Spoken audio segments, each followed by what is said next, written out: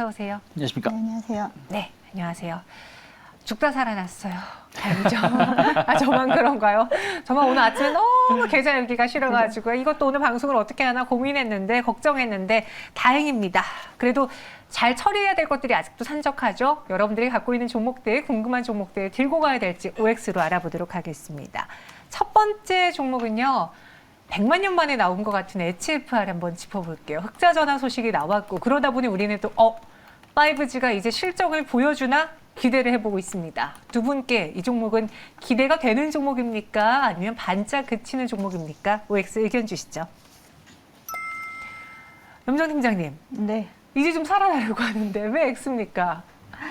일단은 뭐 HFR 같은 경우에 지난해 3분기 이후 흑자 전환에 성공을 하면서 네. 일단은 그래도 그나마 이제 5G에 대한 어떤 기대감이 좀 나올 수 있을 거라고 생각은 하지만 좀 한정적인 상승세가 이어지지 않을까 싶어서 최근 들어서 뭐 이틀 연속으로 상승세가 좀 이어지긴 했습니다. 하지만 아직은 좀 확실한 턴어라운드 시점은 아직 아니라고 생각해서 오늘 같은 경우는 단기적으로 좀 올라왔을 때는 일단은 매도하신 후에 전체적인 일단 뭐 반도체라든지 이제 5G 관련된 여러 종목들이 한꺼번에 움직이는 순환매 섹터가 됐을 때 다시 재매수하는 관점으로 접근하셨으면 좋겠습니다. 아직은 좀 더 확인할 것이 필요하다라고 해서 매도했다. 다시 재매수하자 의견 주셨고요. 유창희 대표님은 옵니다. 조금 더 들고 가보자. 네. 뭐 지금 저는 뭐 일단은 강한 종목은 좀 더 보유하시는 게 좋다 생각하고 있고요. 그리고 뭐 HFR이 추세가 무너지면서 저점을 깰 가능성은 제한적이지 않을까 생각 좀 하고 있어요. 그러면 수익 중이시라면 좀 더 홀딩하시는 게 맞다 생각하고 있고요. 어쨌든 코로나 이슈가 좀 해소가 된다면 5G 투자가 더 공격적으로 이루어질 것이고 또 국내 시장뿐이 아니라 해외 시장 관련해서 어떤 이슈가 좀 더 많이 작용한다라면 전 충분히 추가적인 상승 기대해 볼 수 있지 않을까 생각 좀 하고 있습니다. 네, 지금 강하기 때문에 굳이 매도하지는 않겠다라고 의견 주셨습니다. 따라서 OX 의견 나뉘어졌으니까요. 잘 참고해 보시고요. 이번엔 두 번째로 DLENC 만나볼게요. 이른 핵합의 가능성에 따라서 최대 수혜주로 거론되고 있습니다. 왜 그런지 그리고 오늘까지 기관 투자자들의 연이은 꾸준한 순매수가 나타나고 있는 DLENC인데요. 4% 오름세를 보여주고 있는 이 시간 매도하고 내일장을 맞이할까요? 더 들고 갈까요? OX 의견 주시죠.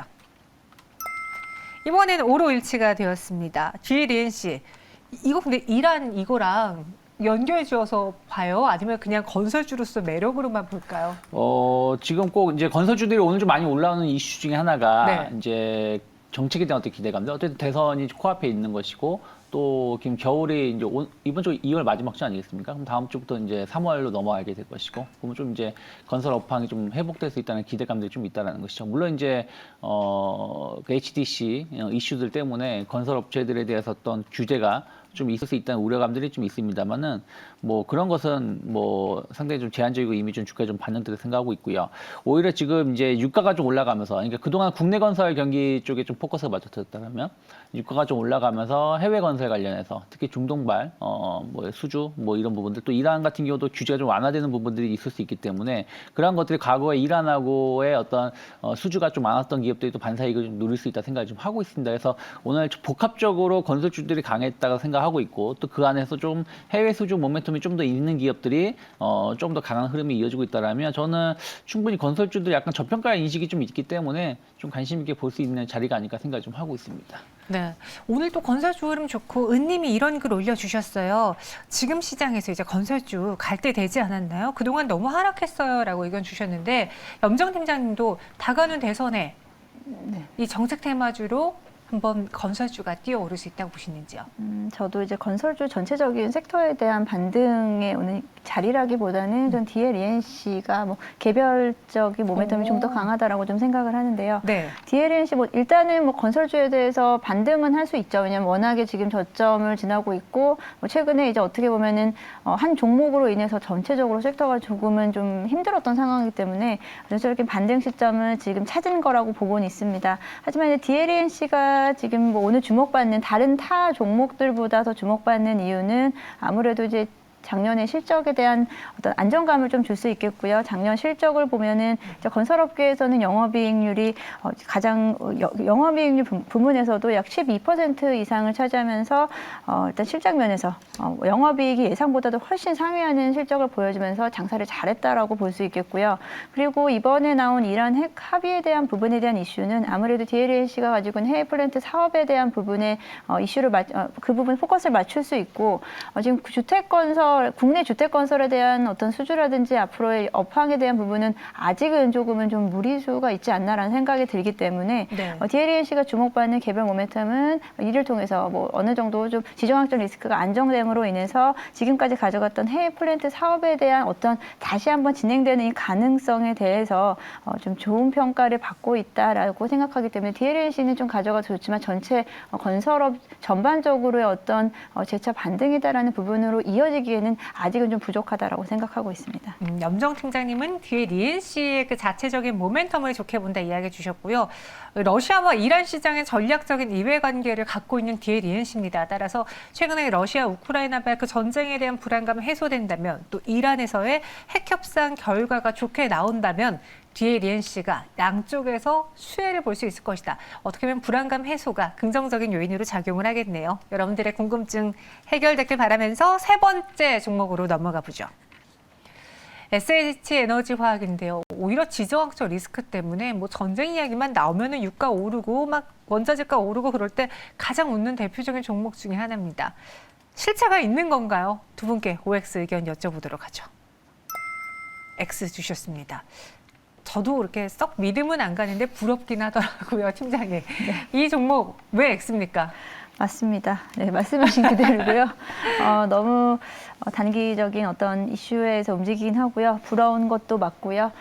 오늘 장중에 윗꼬리 길게 달면서 그래도 저는 생각보다는 상승폭을 더 확 줄일 거라고 생각했는데 그래도 움직임이 좀 살아 있다라고 볼 수 있겠습니다. 이런 종목 같은 경우 지정학적 리스크 관련해서 뭐 원유라든지 천연가스 관련 종목들은 지금까지도 그랬지만 지금부터 역시도 이 일변동성이라든지 단기적인 변동성에 유의하셔야 될 종목이고요. 철저하게 단기 트레이딩 관점에서 접근을 하셔야 된다라고 다시 말씀드리면서 어떻게 보면은 어떤 그날그날의 이슈에서 올라갔다 내려갔다 하기 때문에 우리가 생각할 수 있는 어떤 주가에 대한 모멘텀이라든지 주가에 대한 어떤 평가에 대한 부분이 하기가 어려워요.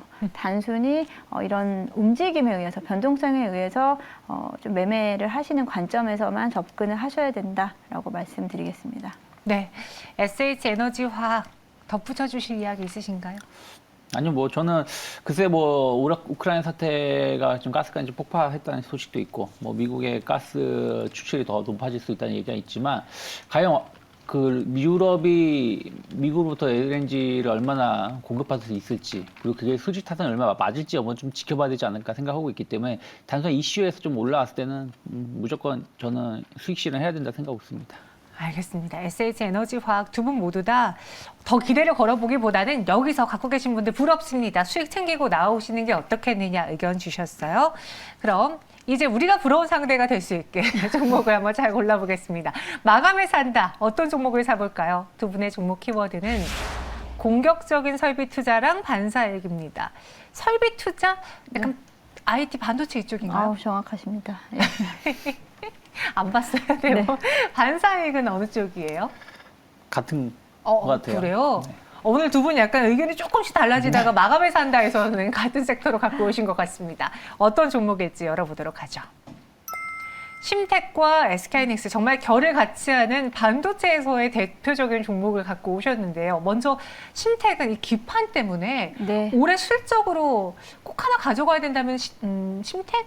기판 이야기 나오더라고요. 이제 기판 관련주들의 흐름은 워낙에 지금도 견조하게 이어지고 있고요. 지금 반도체 관련주 중에서도 상승세가 꺾이지 않는 섹터 중에 하나이기 때문에 기판 관련주 사실은 뭐 심텍뿐 아니고요. 관련주들 전반적으로 다 흐름은 다 좋다라고 볼 수 있고요. 어떤 종목을 뭐 사실 선택하셔도 크게 무리는 없습니다만 대표 종목으로 심텍을 가지고 왔습니다. 심텍이 그럼 가져가야 되는 지금 현재 구간에서 매수해야 되는 이유는 무엇인지 가격 가격 전략까지 쭉 그 매력을 들어볼게요. 네, 일단 뭐 반도체 지금 만약에 시장 자체가 다시 이제 지수 자체가 올라온다라고 한다면 결국은 반도체 섹터가 이끌 것이라고 생각이 들고요. 우리 대표님께서 말씀하신 SK 하이닉스를 필두로 해서 결국은 반도체 이제 소재, 장비주 여러 가지 부분에서 가져갈 수 있는데 저는 그 중에서 아무래도 이제 기판 관련주들에 대한 최근에 이제 공급 우위 시장에서 가져갈 수 있는 어떻게 보면 좀 지금 이제 반도체 관련주들은 더 이상 이제 물량이 없습니다. 결국은 이제 공급이 우위 시장이 이어질 부분이 있고 이 부분이 어디까지 지속될 것인가라는 부분을 볼 수 있는데요. 그에 대한 부분이 이제 실적으로 이미 나타났습니다. 지난해 일단 최대 실적을 보여주면서 기존의 이제 컨센서스를 충분히 상회하면서 매출액은 1조 3천억 원, 영업이익이 1,600억 원까지 올라오면서 이에 대한 부분을 또다시 공격적으로 설비 투자에 이어지고 있는데요. 심택이 가지고 있는 이제 기판 관련된 여러 가지 이제 라인 중에서 이제 반도체 기판 쪽에 대한 부분에 투자 설비를 좀 더 공격적으로 하고 있는데 이 반도체 기판 관련된 고부가 가치 제품에 대한 부분은 아무래도 이제 기술력으로 인해서 신규 투자라든지 신규 접근이 어렵습니다. 한마디로 진입 장벽이 어려운 시장 자체에 대해서 좀 더 공격적으로 설비 투자를 단행한다라는 부분입니다. 지난해 이제 말 1,070억 원 규모의 설비 투자가 공격적으로 이루어졌다라는 부분이고요.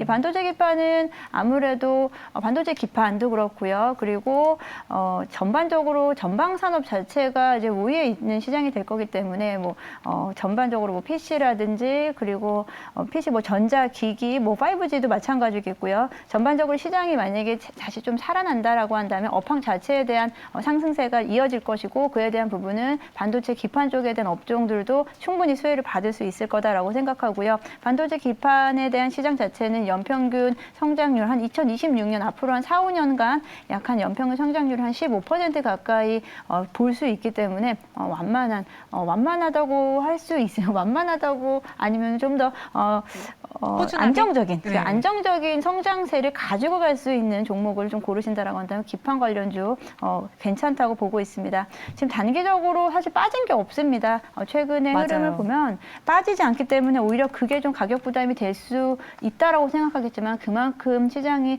이렇게 어려운 상황 속에서도 견조하게 유지를 하고 있다라는 것은 앞으로 상승 기대감을 지금 대기하고 있는 상태라고 저는 생각을 하고요. 심택 같은 경우 오늘 장 초반에는 조금 밀렸었지만 다시 한번 좀 상승 전환이 되는 모습을 보여주고 있고요. 뭐 지금 수급 면에서는 기관 투자자들은 계속해서 수급이 들어오고 있다라는 점이고요. 외국인 투자자 같은 경우에는 최근에는 조금 주춤했지만 재매수가 들어온다라고 한다면 추가적인 상승이 더 가능하다라고 보고 있습니다. 심택 제가 아까 볼 시점만 해도 약간 하락 분위기였기 때문에 46,000원 선을 보고 있었는데 지금 47,000원 선까지 올라왔기 때문에 지금 가격대에서는 분할 매수로 접근하시면 좋겠고요. 그리고 뭐 가격 전략이라고 한다면 단기적으로는 55,000원 가격대를 목표가로 잡으시고요. 손절가는 41,000원 제시해드리겠습니다. 네, 심택 안정적으로 수익을 낼 수 있는 대표적인 종목입니다. 목표 주가 55,000원, 순저가는 41,000원 제시해 드렸고요. 오늘 마감해서 한다 이번엔 대장 SK하이닉스를 들고 오셨습니다. 네. 뭐 작년에 반도체 전 세계 총 매출이 한 610조 정도 된다고 해요. 610조 정도 모자르긴 한데 올해는 작년보다 한 11% 정도 더 상승할 것으로 예상을 좀 하고 있습니다. 그런데 지금 뭐 시안 공장이 아직 코로나 때문에 정상적으로 공장이 가동되지 못하고 있고요. 이건 삼성전자의 영향을 좀 받을 수가 있겠죠. 그리고 키옥시아 관련해가지고 일본에서 낸드 프레시 관련해서요 어떤 문제도 발생했다라는 것이죠. 근데 이게 지금 짧으면 3개월, 길면 한 4, 5개월까지도 시장에서는 좀 생산이 안 될 수 있다, 생산이 좀 더딜 수 있다는 전망에서 하고 있는데 이들 업체 전 세계 그 비중이 한 10% 정도 차지하고 있습니다. 네. 그렇다면 뭐 10% 전체가 뭐 공급이 안 되는 건 아니겠지만 어쨌든 그런 영향을 좀 받을 수밖에 없다는 것이죠. 그런데 하이닉스는 그런 것들이 없다는 거예요. 거기다가 인텔 쪽으로 해서 낸드 사업 보로 인수를 했기 때문에 오히려 반사이익이라든지 매출 증가는 더 톡톡히 볼 수 있지 않을까 생각을 좀 하고 있습니다. 거기다가 지금 반도체 업황 자체는 전 나쁘지 않다 생각을 좀 하고 있어요. 바닥을 찍고 지금 좋아지고 있고 뭐 최근에 필라델피아 반도체 지수가 하락한 것은 미국의 빅테크, 엔비디아라든지 AMD 이런 종목들이 너무 급락세가 나오다 보니까 안 좋은 것이지 실제 낸드라든지 D램을 만드는 업체들의 실적 어떤 이런 쪽에 문제가 있는 건 아니다 생각을 좀 하고 있습니다. 그래서 그런 측면에서 보신다라면 이 전 세계에서 지금 최근에 발생된 이슈를 본다라면 하이닉스가 가장 큰 반사이익을 누릴 수 있는 흐름을 보여주고 있고 최근 수급도 그런 부분들을 좀 보여주고 있지 않나 생각을 좀 하고 있습니다. 외국인들 기관도 꾸준하게 매수에 유입되고 있는 거 본다라면 저는 일단 뭐 신고가 패턴을 좀 가고 있는 거 아니겠습니까? 시장이 안 좋음에도 불구하고 그러면 일단 한 목표가 한 15만 원 정도 열어놓으실 필요가 있다고 생각하고 있고 네. 저는 한 11만 원 이탈하지 않는다라면 그러니까 어쨌든 지난번 저점이 11만 원이기 때문에 이 자리 무너지기 전까지는 저는 분할 매수로 계속 한 3월 달까지 좀 모아가셔야 된다고 생각하고 있습니다. 목표 주가는 15만 원, 순저가 11만 원입니다. 두 분 모두 오늘 마감에 살 종목으로는요. 반도체 안에서, IoT 안에서 골라오셨고요. SK하이닉스, 심택이었습니다. 마감 동시효과 구간 체크해 보도록 할게요. 저희 시청자분께서 자꾸 문을 닫았다 열었다 하는데 그냥 닫고 마감했으면 좋겠다라고 하셨어요. 실제로 코스피가 계속 부합해서 빨간불, 파란불 번갈아가며 켜고 있는데 현재는 그래도 1포인트 가까운 상승으로 마감할 것으로 보여집니다. 코스닥은 0.26% 오른 883.98포인트 지나고 있고요. 오늘은 상대적으로 코스닥 시장 안에서 이제 소비주들 혹은 뭐 리오프닝 관련주들이 눈에 띄게 올라주는 모습입니다. 실제로 정부에서도요, 이제 코로나 관련해서 오미크론을 계절 독감처럼 전환할 필요가 있다라고 말을 했습니다. 과연 증시는 이를 어떻게 또 해석할지 참고해 보세요. 마감 동시효과 함께 하셨습니다.